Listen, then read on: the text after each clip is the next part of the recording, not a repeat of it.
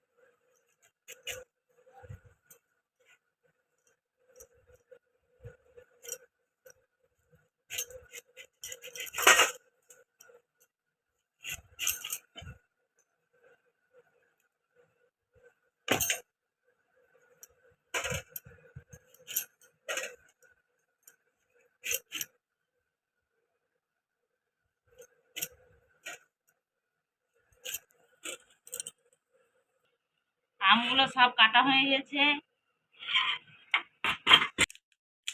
এবার আম না হলো না, এবার আমি লঙ্কা গুঁড়ো আর লবণ, একটু হলুদ,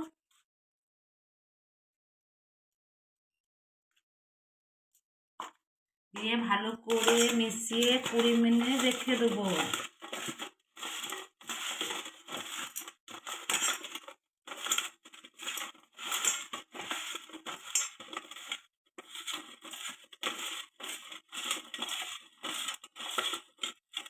এতে দিয়ে দিয়েছি ধনে, জিরে, 5 ফোড়ন, শুকনো লঙ্কা। হালকা করে শুকনো কড়াই ভেজে নিতে হবে।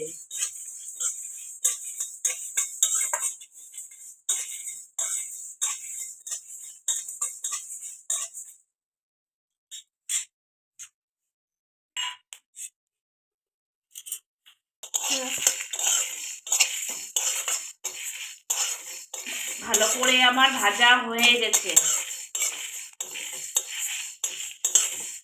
নামিয়ে নেব।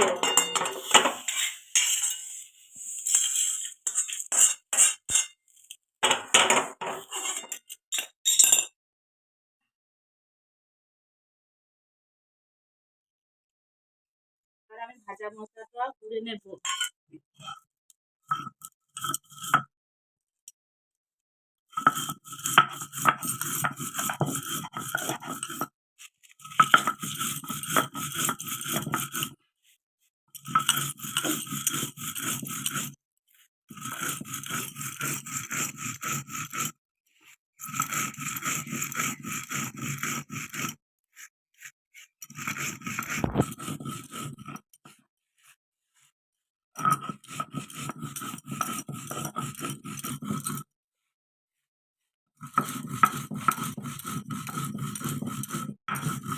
ভালোভাবে গুঁড়ো হয়ে গেছে।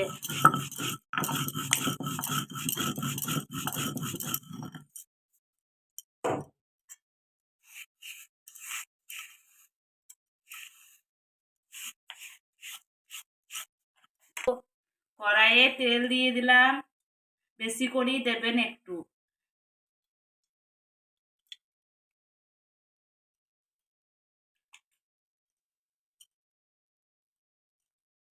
তেল গরম হয়ে এসেছে, এবার আমি জিরে আর কাঁচা লঙ্কা দিয়ে দিলাম।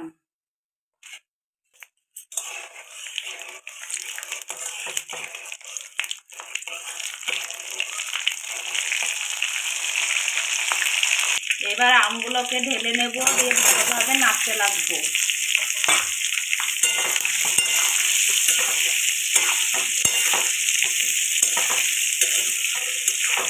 এই আচার রোদে না আমগুলোকে ভালোভাবে ভেজে নেব, ঢাকা দিয়ে না ভাজলেও হবে। হালকা চিনি দিয়ে দেবো, আপনারা না চাইলেও না দিতে পারেন। চিনি দিয়ে দিলে আর স্বাদটা বেশ ভালো হয়।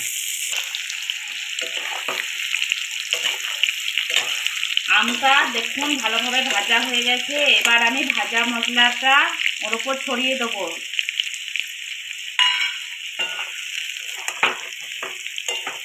মাঝে মধ্যে রোদে দিয়ে রেখে দেবেন, এই আচার 6 মাস পর্যন্ত নষ্ট হবে না।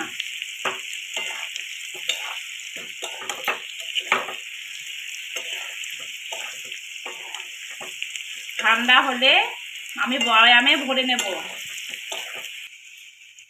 ঠান্ডা হলে বয়ামে ভরে নেব। এবার নামিয়ে নেব। ঠান্ডা হলে বয়ামে ভরে ভরে দেব।